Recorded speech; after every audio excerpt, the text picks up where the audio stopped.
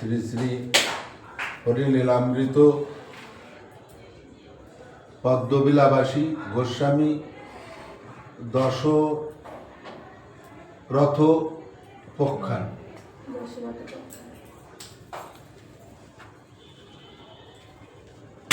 138 পৃষ্ঠা।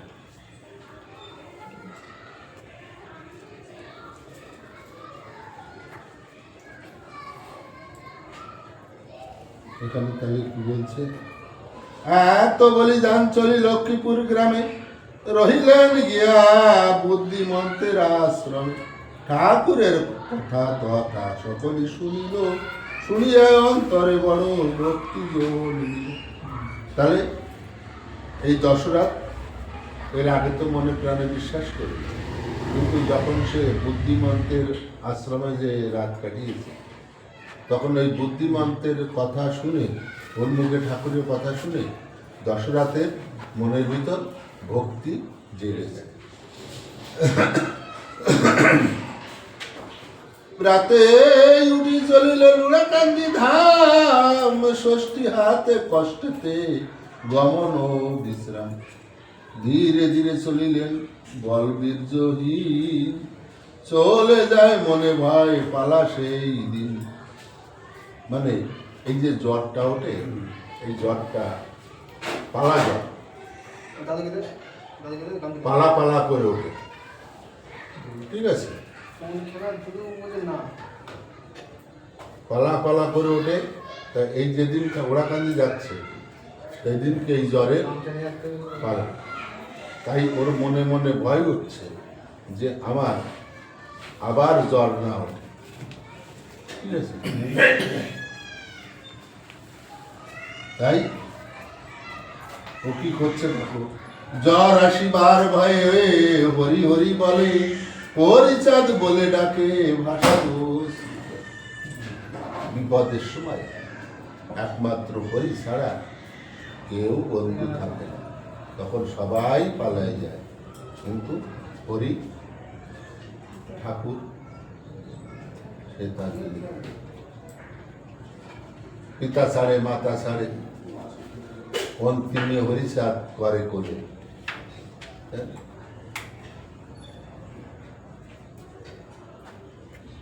তাহলে একমাত্র আমাদের বিপদের ভান্ডারী হরি।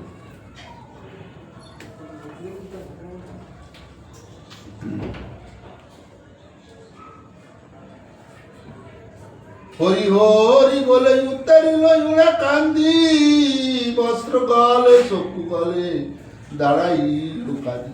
ঠাকুর বলেন বাসা কি নাম তোমার? দশরথ বলে আমি বড় দুরাচার। যখন ঠাকুরের সামনে ওরা কান্দি যে দাঁড়াইছে, গলে বস্ত্র চক্ষু গলে দাঁড়াইল কাঁদি। ঠাকুর বলেন বাসা কি নাম তোমার? তখন কি বলছে যে আমি বড় দুরাচার। নাম মোর দশরথ পদ্মবিলাবাস। প্রভু বলে তুমি তো দশরথ বিশ্বাস। ঠাকুর নাম বলে, দশরথ বলেছে আমি পদ্মবিলাবাস করি। ঠাকুর বলছে শুনে তুমি তো সেই দশরথ বিশ্বাস। তাহলে দশরথ কিন্তু ঠাকুরকে আগে নাম বলি। হ্যাঁ, এই পয়েন্টগুলো মনে রাখতে হবে যে তাহলে ঠাকুর কতটা অন্তর্যামী। যে আমরা বলি যার ইশারা, বিনা ইশারায় একটা পাতা বিশ্বে নড়ে না, এই বিশ্বাস যার ভিতর আছে এই কথার মূল্য তার কাছে আছে। যার ভিতরে এই বিশ্বাস নেই তার কাছে এই কথার মূল্য কিছু নেই। তুই তো বিশ্বাস আমি বড়ই অবিশ্বাস, তন্ত্রে মন্ত্রে শৌচাচারে না হয় বিশ্বাস। আমাদের এই যে আমরা বলি আমাদের মতো অমত, বেদ বিধি ছাড়া, বেদের উপরে কেন আমরা ওই বেদ মানি না? কোন বেদ? যে বেদ মানুষকে ছোট বড় করে, জাতি ভাগ করে, উঁচু নিচু করে, আমরা সেই বেদ মানি না।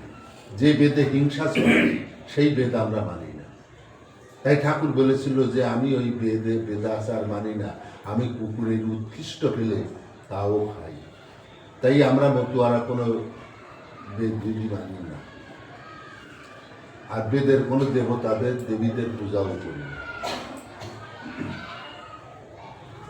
কেন ভাই আসিলি বাচ্চা আমার নিকটে, তুই শুদ্ধ সারি মোর শৌচ নাই মোর। তুই কেন আমার কাছে? তুই তো শুদ্ধ, কিন্তু আমি তো ওই তন্ত্র মন্ত্র সন্ধান দিকে এগুলো কিছু করি না, তাহলে আমি তো অশুদ্ধ। তা তুই শুদ্ধ হয়ে আমার কাছে এলি কেন? কে বলছে? দশরথকে বলছে। তুই শুদ্ধ সারি মোর শৌচ নাই মোটে, 3 বেলা সন্ধ্যা করো আরো স্নান পূজা সন্ধান দিক মোর নাই। তুই তো 3 বেলা স্নান করো, সন্ধ্যানিক কর, কিন্তু আমার তো স্নান সন্ধ্যানিকের কোনো ঠিক নাই। পুকুরের উচ্ছিষ্ট প্রসাদ পেলে খাই, বেদ বিধি শৌচাচার নাহি মানি তাই। আমি এক্ষুনি বললাম, এখানে শুনলে তাই। মোর ঠাই এলি বাসা কিসের কারণ, কহ শুনি মন কথা বুঝি তোর মন। ও কাশিয়া বলে শুনি ওহে দশরথ, শুদ্ধাচারী সাধু তোর কিবা মনোরথ। কি জানি কি উড়া কান্দি না হয় পোতায়, ও থাকার হরি এলো ওড়া কান্দির গায়ে। এই কথাগুলো পূর্বে দশরথ বলেছিল।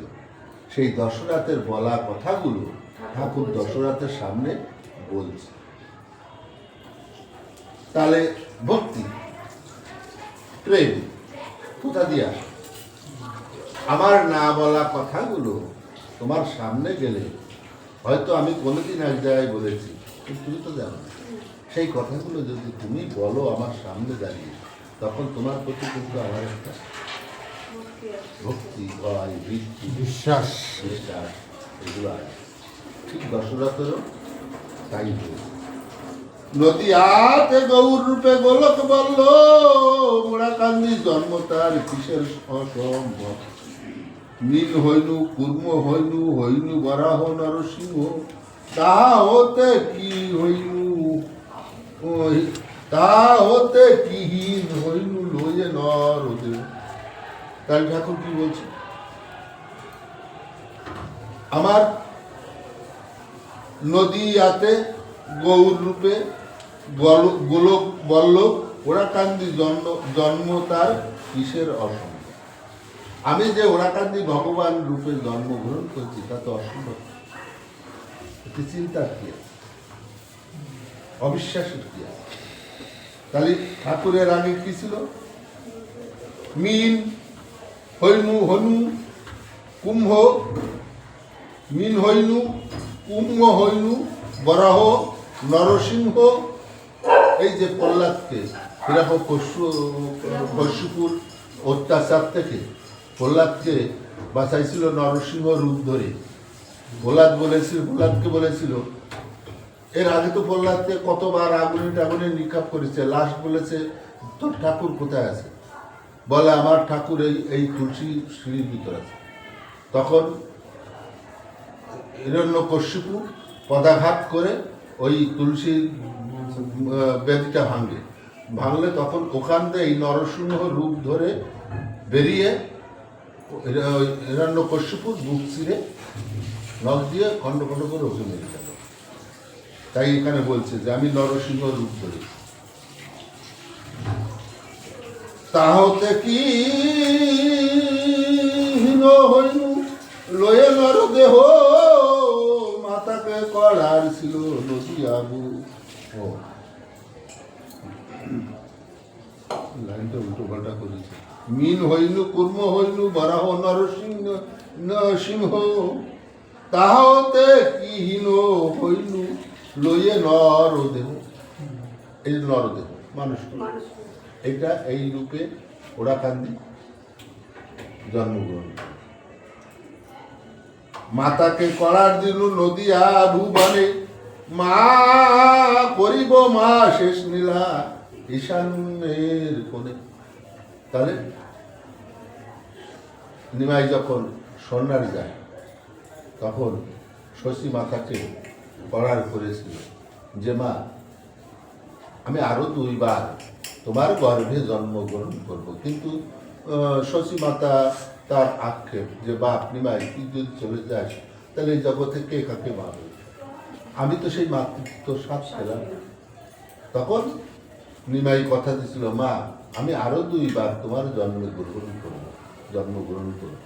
একবার নদিয়ায় অদ্বৈত রূপে, আর একবার হরিচাঁদ রূপে ঐশান্য করে। তা এই সেই আমাদের ঠাকুর শেষ লীলা, মায়ের করার শোধ করার জন্য ঐশান্য করে জন্মগ্রহণ করে। জয় হরিবল।